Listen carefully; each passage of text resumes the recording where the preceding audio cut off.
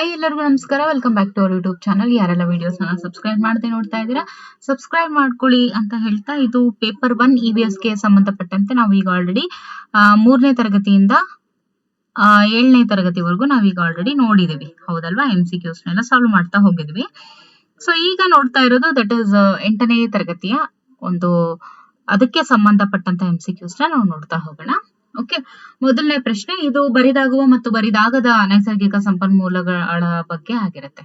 Okay, very first question ಅನ್ನೇ direct ಆಗಿ ನೋಡ್ತಾ ಹೋಗ್ಬಿಡೋಣ. ಗಾಳಿ ಒಂದು ನೈಸರ್ಗಿಕ ಸಂಪನ್ಮೂಲ ಅಂತ ಹೇಳ್ತೀವಿ. ಕೊಟ್ಟಿರುವಂತವುಗಳಲ್ಲಿ ಇನ್ನೊಂದು ಬರಿದಾಗದ ನೈಸರ್ಗಿಕ ಸಂಪನ್ಮೂಲ ಯಾವುದು? ಗಾಳಿ ಹೇಗೆ ನೈಸರ್ಗಿಕ ಸಂಪನ್ಮೂಲನೋ ಅದು ಅಂದ್ರೆ ಅದರಲ್ಲಿ 2 ಟೈಪ್ಸ್. ಒಂದು ಬರಿದಾಗುವಂಥದ್ದು, ಇನ್ನೊಂದು ಬರಿದಾಗದೇ ಇರುವಂತದ್ದು. ಅಂದ್ರೆ ಒಂದು ಖಾಲಿ ಆಗೋದು, ಇನ್ನೊಂದು ಖಾಲಿ ಆಗದೆ ಇರೋದು. ಸೊ ಅದೇ ತರ ಖಾಲಿ ಆಗದೆ ಇರುವಂತ ನೈಸರ್ಗಿಕ ಸಂಪನ್ಮೂಲ ಯಾವುದು? ದಟ್ ಇಸ್ ಸೌರ ಬೆಳಕು. ಇವೆಲ್ಲ ಏನು? ಪಳಿಯುಳಿಕೆ ಇಂಧನಗಳು. ಓಕೆ, ಎರಡನೇ ಪ್ರಶ್ನೆ, ಕೆಳಗೆ ಕೊಟ್ಟಿರುವಗಳಲ್ಲಿ ಬರಿದಾಗುವಂತ ನೈಸರ್ಗಿಕ ಸಂಪನ್ಮೂಲ ಯಾವುದು? ಬರಿದಾಗುವಂಥದ್ದು ನೀರು, ಗಾಳಿ, ಕಾಡುಗಳು, ಸೌರ ಬೆಳಕು ಅಂತ ಇದೆ. ಓಕೆ, ಉತ್ತರ ಏನು? ಅದು ಕಾಡುಗಳು. ಪ್ರಕೃತಿಯಲ್ಲಿ ದೊರೆಯುವಂತಹ ಹಲವಾರು ವಸ್ತುಗಳು ನೈಸರ್ಗಿಕ ಸಂಪನ್ಮೂಲಗಳು ಅಂತ ಹೇಳಿ ನಾವು ಕರಿತೀವಿ. ಹಾಗಾದ್ರೆ ಕೆಳಗಿನವುಗಳಲ್ಲಿ ಯಾವುದು ನೈಸರ್ಗಿಕ ಸಂಪನ್ಮೂಲ ಅಲ್ಲ? That is plastic. ಕೊಟ್ಟಿರುವಂತಹ ಕೆಳಗಿನವುಗಳಲ್ಲಿ ಯಾವ ಜೊತೆಯು ಬರಿದಾಗುವಂತಹ ಸಂಪನ್ಮೂಲಗಳಾಗಿದ್ದಾವೆ? ನೋಡಿ, ಜೊತೆ.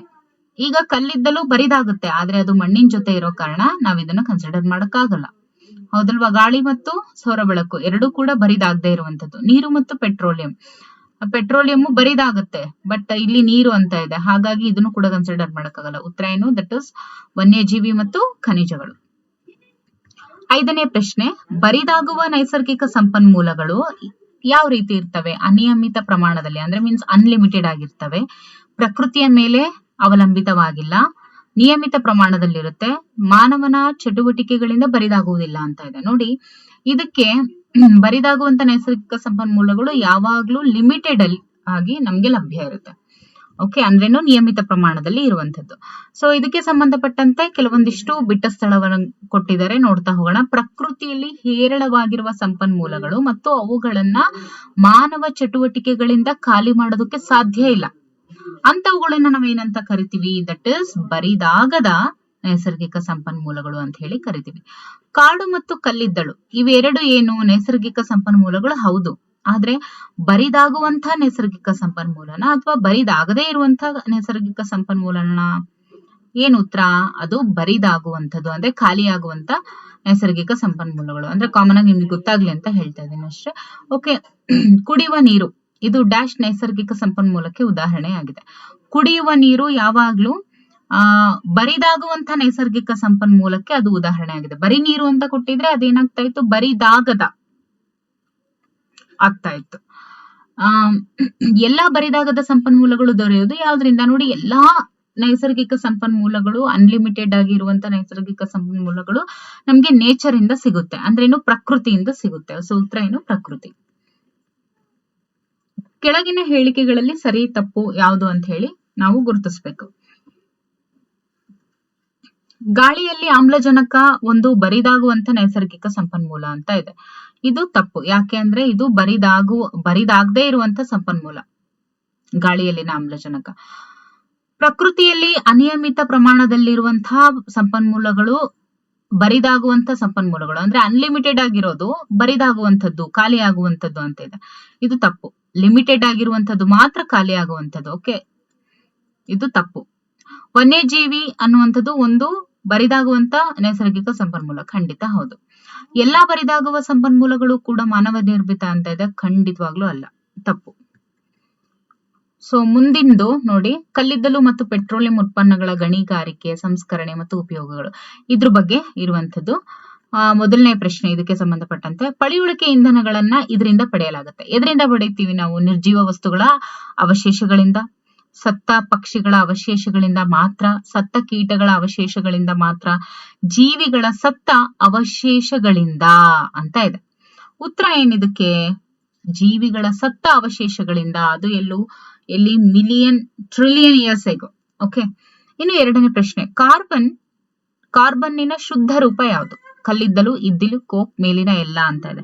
ನೋಡಿ, ಕಲ್ಲಿದ್ದಲಿನ ಕಾರ್ಬನ್ ನ ಶುದ್ಧ ರೂಪ ಕಲ್ಲಿದ್ದಲು ಹೌದು, ಇದ್ದಿಲು ಹೌದು, ಕೋಕೋ ಹೌದು. ಸೊ ಹಾಗಾಗಿ ಮೇಲಿನ ಎಲ್ಲ ಅನ್ನುವಂಥದ್ದು ಸರಿಯಾದಂತ ಉತ್ತರ. ಮೂರನೇ ಪ್ರಶ್ನೆ, ಕಲ್ಲಿದ್ದಲನ್ನ ಕೆಲವು ಉಪಯುಕ್ತ ಉತ್ಪನ್ನಗಳನ್ನ ಪಡೆಯಲು ಕೈಗಾರಿಕೆಗಳಲ್ಲಿ ಸಂಸ್ಕರಿಸ್ತಾರೆ. ಕಲ್ಲಿದ್ದಲನ್ನ ಕೆಲವೊಂದಿಷ್ಟು ಉಪಯುಕ್ತವಾಗಿರುವಂತಹ ಪ್ರಾಡಕ್ಟ್ಸ್ ಅನ್ನ ಪಡೆಯೋದಕ್ಕೋಸ್ಕರ ಸಂಸ್ಕರಿಸ್ತಾರೆ, ಮೀನ್ಸ್ ರಿಫೈನ್ ಮಾಡ್ತಾರೆ. ಕೆಳಗಿನವುಗಳಲ್ಲಿ ಯಾವುದು ಕಲ್ಲಿದ್ದಲಿನ ಉತ್ಪನ್ನ ಅಲ್ಲ? ಹಾಗಾದ್ರೆ ಕೋಕೋ ಮೇಲ್ ನೋಡಿದ್ವಿ, ಹೌದು. ಕಲ್ಲಿದ್ದಲು ಡಾಂಬರು, ಕಲ್ಲಿದ್ದಲಿನ ಅನಿಲ, ಸಂಪೀಡಿತ ನೈಸರ್ಗಿಕ ಅನಿಲ ಅಂತ ಇದೆ. ಸೊ ಸರಿಯಾದಂತ ಉತ್ತರ ಏನು ಅಂದ್ರೆ ಯಾವುದು ಇದ್ರೊಳಗೆ ಕಲ್ಲಿದ್ದಲು ಕಲ್ಲಿದ್ದಲು. ಓಕೆ, ಕಲ್ಲಿದ್ದಲನ್ನ ಕೆಲವು ಉಪಯುಕ್ತ ಉತ್ಪನ್ನಗಳನ್ನ ಪಡೆಯೋದಕ್ಕೆ ಕೈಗಾರಿಕೆಗಳಲ್ಲಿ ಸಂಸ್ಕರಿಸಲಾಗುತ್ತೆ, ಮೀನ್ಸ್ ರಿಫೈನ್ ಮಾಡ್ತಾರೆ. ಕೆಳಗಿನವುಗಳಲ್ಲಿ ಯಾವುದು ಕಲ್ಲಿದ್ದಲಿನ ಉತ್ಪನ್ನ ಅಲ್ಲ ಅಂದ್ರೆ ಯಾವುದು ಕಲ್ಲಿದ್ದಲು ಅಂತ ಏನ್ ಕರಿತೀವಲ್ವಾ, ಕೋಲ್ ಅಂತ ಏನ್ ಕರಿತೀವಲ್ವಾ, ಅದರ ಪ್ರಾಡಕ್ಟ್ ಅಲ್ಲ. ದಟ್ ಇಸ್ ಸಂಪೀಡಿತ ನೈಸರ್ಗಿಕ ಅನಿಲ, ಇದು ಅಲ್ಲ. ಕಾಣಿಸ್ತಾ ಇದೆನಾ? ಎಸ್. ನಾಲ್ಕನೇ ಪ್ರಶ್ನೆ, ಯಾವ ಅವಶೇಷಗಳಿಂದ ಕಲ್ಲಿದ್ದಲು ರೂಪುಗೊಳ್ಳುತ್ತೆ? ನೋಡಿ, ಯಾವ ಒಂದು ಅವಶೇಷಗಳಿಂದ ಕಲ್ಲಿದ್ದಲು ರೂಪುಗೊಳ್ಳುತ್ತೆ? ಸಸ್ಯವರ್ಗ ಮಾತ್ರ, ಪ್ರಾಣಿಗಳು ಮಾತ್ರ, ಸಸ್ಯವರ್ಗ ಮತ್ತು ಪ್ರಾಣಿ ವರ್ಗಗಳಿಂದ. ಸಸ್ಯವರ್ಗಗಳು ಅಲ್ಲ, ಪ್ರಾಣಿ ವರ್ಗಗಳು ಅಲ್ಲ ಅಂತ ಇದೆ. ಏನಿದು ಸರಿಯಾದಂತ ಉತ್ತರ ಏನು? This is very important. Okay, ಯಾವ ಅವಶೇಷಗಳಿಂದ ಕಲ್ಲಿದ್ದಲು ರೂಪುಗೊಳ್ಳುತ್ತೆ? ಇದು ವೆರಿ ಇಂಪಾರ್ಟೆಂಟ್. ಯಾಕೆ ಅಂತಂದ್ರೆ ಮತ್ತೆ ಏನಂತ ಕನ್ಫ್ಯೂಸ್ ಆಗ್ಬಿಡ್ತೀರಾ? ಫಾಸಿಲ್ ಫ್ಯೂಲ್ಸ್, ಪೆಟ್ರೋಲ್ ಅಂದ್ರೆ ಎಲ್ಲಾ ಜೀವಿಗಳು ಅಂತ ಇಲ್ಲಿ ಮೇಲ್ ಬಂತು, ಹೌದಾ? ಜೀವಿಗಳ ಸತ್ತ ಅವಶೇಷಗಳಿಂದ ಇಂಧನಗಳ ಪಳಿಯುಳಿಕೆ, ಅದು ಗೊತ್ತಾಯ್ತು. ಅದೇ ಇದು ಇರ್ಬೋದು ಬಿಡು ಅಂತ ಹೇಳಿ ಮತ್ತೆ ಮಿಸ್ ಮಾಡ್ಕೊಂಡ್ಬಿಡ್ತೀರಾ. ನೋಡಿ, ಯಾವ ಅವಶೇಷಗಳಿಂದ ಕಲ್ಲಿದ್ದಲು ರೂಪುಗೊಳ್ಳುತ್ತೆ? ಕಲ್ಲಿದ್ದಲು ರೂಪುಗೊಳ್ಳುವಂಥದ್ದು ಯಾವ್ದ್ರಿಂದ? ದಟ್ ಇಸ್ ಸಸ್ಯವರ್ಗ ಮಾತ್ರ. ಇದು ಚೆನ್ನಾಗಿ ನೆನಪಿನಲ್ಲಿ ಇಟ್ಕೋಬೇಕು, ಸಸ್ಯವರ್ಗದಿಂದ ಮಾತ್ರ ಕಲ್ಲಿದ್ದಲು ಬರುವಂಥದ್ದು. ಓಕೆ, ಸತ್ತ ಸಸ್ಯವರ್ಗದ ಇಂಗಾಲೀಕರಣದಿಂದ ಯಾವ ವಸ್ತು ರೂಪುಗೊಳ್ಳುತ್ತೆ? ಸತ್ತಂತಹ ಸಸ್ಯವರ್ಗದ ಇಂಗಾಲೀಕರಣದಿಂದ ಯಾವ ವಸ್ತು ರೂಪುಗೊಳ್ಳುತ್ತೆ? ಯಾವ ವಸ್ತು ರೂಪುಗೊಳ್ಳುತ್ತೆ? ಸತ್ತ ಸಸ್ಯವರ್ಗದ ಮೇಲೆ ಇದೆ ಪ್ರಶ್ನೆ, ಹೌದಲ್ವಾ? ಮೇಲಿಂದು ಎರಡನೇದು ಸೇಮ್. ನೋಡಿ, ಒಂದು ಪ್ರಶ್ನೆನ ಯಾವ್ಯಾವ ತರ ಎಲ್ಲ ಕೇಳ್ಬೋದು. ಸೊ ಉತ್ತರ ಏನು? ದಟ್ ಇಸ್ ಕಲ್ಲಿದ್ದಲು. ಓಕೆ, ಮುಂದಿನ ಪ್ರಶ್ನೆ, ಆರನೇ ಪ್ರಶ್ನೆ, ಪತಂಗಗಳು ಮತ್ತು ಇತರೆ ಕೀಟಗಳು ವಿಕರ್ಷಕಗಳಾಗಿ ಬಳಸುವಂತಹ ನ್ಯಾಪ್ಥಲಿನ್ ಗುಳಿಗೆಗಳ ತಯಾರಿಕೆಯಲ್ಲಿ ಬಳಸುವಂತಹ ಕಚ್ಚಾ ವಸ್ತು ಯಾವುದು? ಕಲ್ಲಿದ್ದಲಿನ ಡಾಂಬರು, ನೈಸರ್ಗಿಕ ಅನಿಲ, ಮೀಥೇನ್ ಅನಿಲ, ಕಲ್ಲಿದ್ದಲು ಅಂತ ಇದೆ. ಸರಿಯಾದಂತ ಉತ್ತರ ಏನು? ದಟ್ ಇಸ್ ಕಲ್ಲಿದ್ದಲಿನ ಡಾಂಬರು. ಓಕೆ, ಇದನ್ನ ಬಳಸ್ತಾರೆ. ಅಂದ್ರೆ ನ್ಯಾಪ್ಥಲಿನ್ ಬಾಲ್ಸ್ ಏನಿರುತ್ತಲ್ವಾ, ಅಂದ್ರೆ ರೋಷನ್ ಗುಳಿಗೆ ಅಂತ ಕರಿತೇವೆ. ಓಕೆ, ಅದನ್ನ ಬಟ್ಟೆಯಲ್ಲಿ ನಡುವೆ ಇಡ್ತಾರೆ, ಏನು ಜಂಡಿಗೆ ಅದು ಇದು ಬರಬಾರ್ದು, ಜಿರಳೆ ಬರಬಾರ್ದು ಅಂತ ಹೇಳಿ. ಓಕೆ, ಅದೇ ನ್ಯಾಪ್ಥಲಿನ್ ಬಾಲ್ಸ್ ಅಂತ ಹೇಳ್ತಾರೆ, ನ್ಯಾಪ್ಥಲಿನ್ ಗುಳಿಗೆಗಳು ಅಂತ ಹೇಳಿ. ಅವುಗಳ ತಯಾರಿಕೆಯಲ್ಲಿ ಬಳಸುವಂತ ಕಚ್ಚಾ ವಸ್ತು ಯಾವುದು ಅಂದ್ರೆ ಕಲ್ಲಿದ್ದಲು ಡಾಂಬರು. ಓಕೆ, ಏಳನೇ ಪ್ರಶ್ನೆ, ಪೆಟ್ರೋಲಿಯಂ ಯಾವ ಜೀವಿಗಳಿಂದ ರೂಪುಗೊಂಡಿದೆ? ಈಗ ಕಲ್ಲಿದ್ದಲು ಗೊತ್ತಾಯ್ತು, ಅದು ಸಸ್ಯವರ್ಗ ಮಾತ್ರ. ಅದೇ ತರ ಇವಾಗ ಪೆಟ್ರೋಲಿಯಂ ಯಾವ ಜೀವಿಗಳಿಂದ ರೂಪುಗೊಂಡಿದೆ? ಭೂಮಿಯ ಮೇಲೆ ವಾಸಿಸುತ್ತಿರುವಂತ, ಮತ್ತೆ ಸಸ್ಯದ ಮೇಲೆ ವಾಸಿಸುತ್ತಿರುವಂತ, ಸಮುದ್ರದಲ್ಲಿ ವಾಸಿಸುತ್ತಿರುವ, ಬಂಡೆಗಳ ಮೇಲೆ ವಾಸಿಸುತ್ತಿರುವ. ಯಾವ್ದು ಇದಕ್ಕೆ ಸರಿಯಾದಂತ ಉತ್ತರ ಏನು? ಸಮುದ್ರದಲ್ಲಿ ವಾಸಿಸುತ್ತಿರುವ. ದಿಸ್ ಇಸ್ ಸರಿಯಾದಂತ ಉತ್ತರ, ಪೆಟ್ರೋಲಿಯಂ.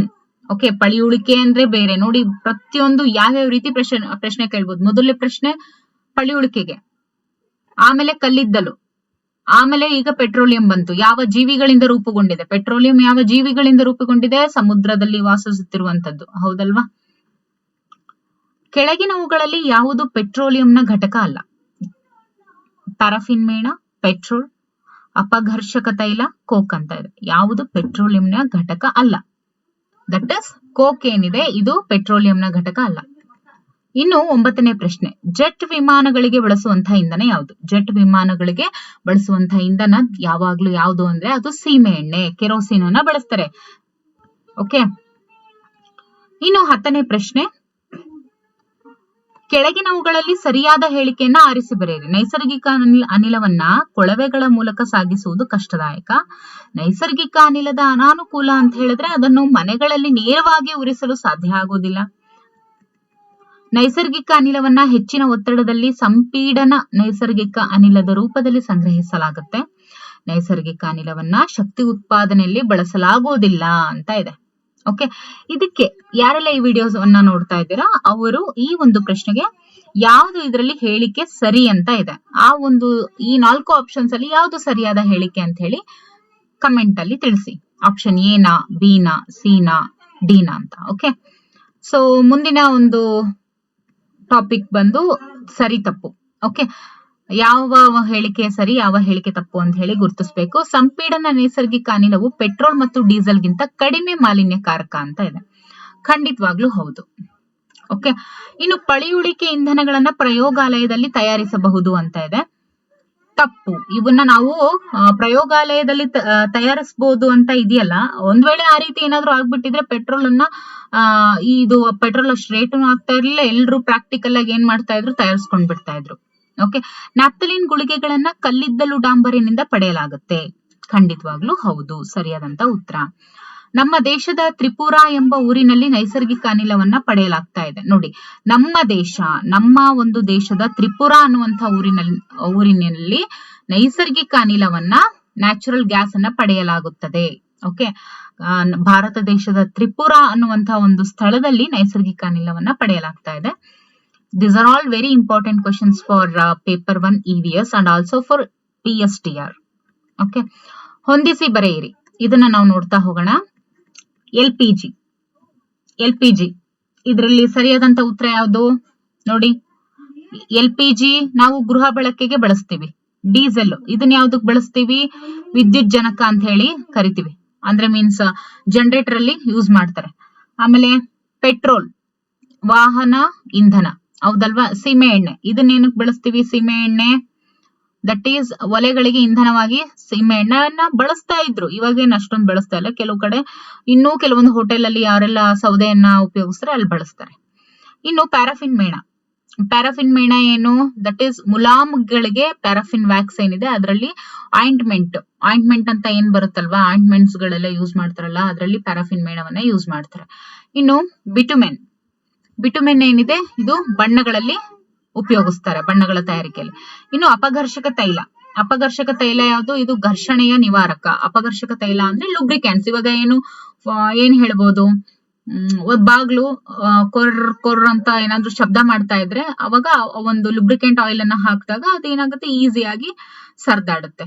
ಓಕೆ, ಖಾಲಿ ಜಾಗಗಳನ್ನ ಭರ್ತಿ ಮಾಡಿ ಮತ್ತು ಕಥೆಯನ್ನ ಪೂರ್ಣಗೊಳಿಸಿ ಅಂತ ಇದೆ. ಸುಮಾರು 300 ಮಿಲಿಯನ್ ವರ್ಷಗಳ ಹಿಂದೆ ಭೂಮಿಯು ತಗ್ಗಾದ ತೇವಾಂಶದಿಂದ ಕೂಡಿದಂತ ಪ್ರದೇಶಗಳಲ್ಲಿ ದಟ್ಟವಾದಂತ ಅರಣ್ಯಗಳನ್ನ ಹೊಂದಿತ್ತು.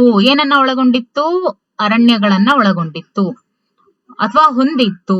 ಓಕೆ, ಡ್ಯಾಶ್ ನೈಸರ್ಗಿಕ ಪ್ರಕ್ರಿಯೆಗಳಿಂದ, ಏನಿದು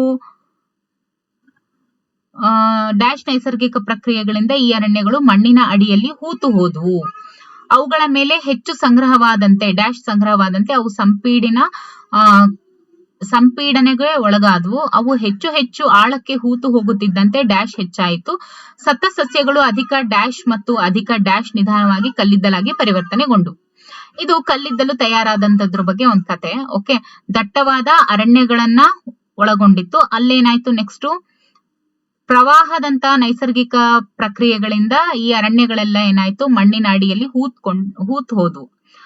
ಅವುಗಳ ಮೇಲೆ ಹೆಚ್ಚು ಅಂದ್ರೆ ಮಣ್ಣಿನ ಅಡಿಯಲ್ಲಿ ಹೂತ್ಕೊಂಡು ಹೋದದಕ್ಕೋಸ್ಕರ ನೋಡಿ, ಮಣ್ಣಿನ ಅಡಿಯಲ್ಲಿ ಹೂತು ಹೋಗಿದ್ರಿಂದ ಅವುಗಳ ಮೇಲೆ ಹೆಚ್ಚು ಮಣ್ಣು ಸಂಗ್ರಹ ಆಯ್ತು. ಹೌದಲ್ವಾ, ಹೆಚ್ಚು ಮಣ್ಣು ಸಂಗ್ರಹ ಆಯ್ತು. ಈ ರೀತಿ ಸಂಗ್ರಹ ಆಗ್ತಾ ಅವು ಸಂಪೀಡನೆಗೆ ಒಳಪಟ್ಟವು. ಅವು ಹೆಚ್ಚು ಆಳಕ್ಕೆ ಹೂತು ಹೋಗ್ತಾ ಇದ್ದಂತೆ ಏನಾಯ್ತು, ಒಳಗಡೆ ಹೆಚ್ಚು ಓದಂಗಿಲ್ಲ, ಅಲ್ಲೇನಾಯ್ತು, ತಾಪ ಕೂಡ ಹೆಚ್ಚಾಯ್ತು. ಅದಾದ ನಂತರ ಸತ್ತ ಸಸ್ಯಗಳು ಅಧಿಕವಾಗಿ ಒತ್ತಡ, ಎಲ್ಲಿದೆ ಒತ್ತಡ, ಇಲ್ಲಿದೆ ಅಲ್ವಾ, 4ನೇದು ಒತ್ತಡ ಮತ್ತು ಅಧಿಕ ತಾಪದಲ್ಲಿ ನಿಧಾನವಾಗಿ ಕಲ್ಲಿದ್ದಲಾಗಿ ಪರಿವರ್ತನೆಗೊಂಡು. ಸೊ ಇದನ್ನ ಇನ್ನೊಂದ್ಸತಿ ಹೇಳ್ಬಿಡ್ತೀನಿ, ನೀಟಾಗಿ ಕೇಳಿಸ್ಕೊಂಡ್ಬಿಡಿ. ಸುಮಾರು 300 ಮಿಲಿಯನ್ ವರ್ಷಗಳ ಹಿಂದೆ ಭೂಮಿಯು ತಗ್ಗಾದ ತೇವಾಂಶದಿಂದ ಕೂಡಿದ ಪ್ರದೇಶದಲ್ಲಿ ದಟ್ಟವಾದ ಅರಣ್ಯಗಳನ್ನ ಹೊಂದಿತ್ತು. ಪ್ರವಾಹದಂತಹ ನೈಸರ್ಗಿಕ ಪ್ರಕ್ರಿಯೆಗಳಿಂದ ಈ ಅರಣ್ಯಗಳು ಮಣ್ಣಿನ ಅಡಿಯಲ್ಲಿ ಹೂತು ಹೋದವು. ಅವುಗಳ ಮೇಲೆ ಹೆಚ್ಚು ಮಣ್ಣು ಸಂಗ್ರಹವಾದಂತೆ ಅವು ಸಂಪೀಡನೆಗೆ ಒಳಗಾದವು. ಅವು ಹೆಚ್ಚು ಆಳಕ್ಕೆ ಹೂತು ಹೋಗುತ್ತಿದ್ದಂತೆ ತಾಪವೂ ಕೂಡ ಹೆಚ್ಚಾಯಿತು. ಸತ್ತ ಸಸ್ಯಗಳು ಅಧಿಕ ಒತ್ತಡ ಮತ್ತು ಅಧಿಕ ತಾಪದಲ್ಲಿ ನಿಧಾನವಾಗಿ ಕಲ್ಲಿದ್ದಲಾಗಿ ಪರಿವರ್ತನೆಗೊಂಡವು. ಓಕೆ, ಸೊ ಇಲ್ಲಿಗೆ ಈ ಒಂದು ಮೊದಲನೇ ಟಾಪಿಕ್ ಕಂಪ್ಲೀಟ್ ಆಯ್ತು. ಅಂದ್ರೆ ಇಲ್ಲಿ ನಾವು 2 ವಿಷಯಗಳ ಬಗ್ಗೆ ಚರ್ಚೆ ಮಾಡಿದ್ದೇವೆ. ಓಕೆ, ಸೊ ಇವಾಗ 8ನೇ ತರಗತಿಯ ಸೀರೀಸ್ ಬರ್ತಾ ಹೋಗುತ್ತೆ. ಸೊ ಎಲ್ರೂ ಈ ಒಂದು ಉಪಯೋಗವನ್ನು ಪಡ್ಕೊಳ್ಳಿ ಅಂತ ಹೇಳ್ತಾ ಥ್ಯಾಂಕ್ ಯು ಫಾರ್ ವಾಚಿಂಗ್.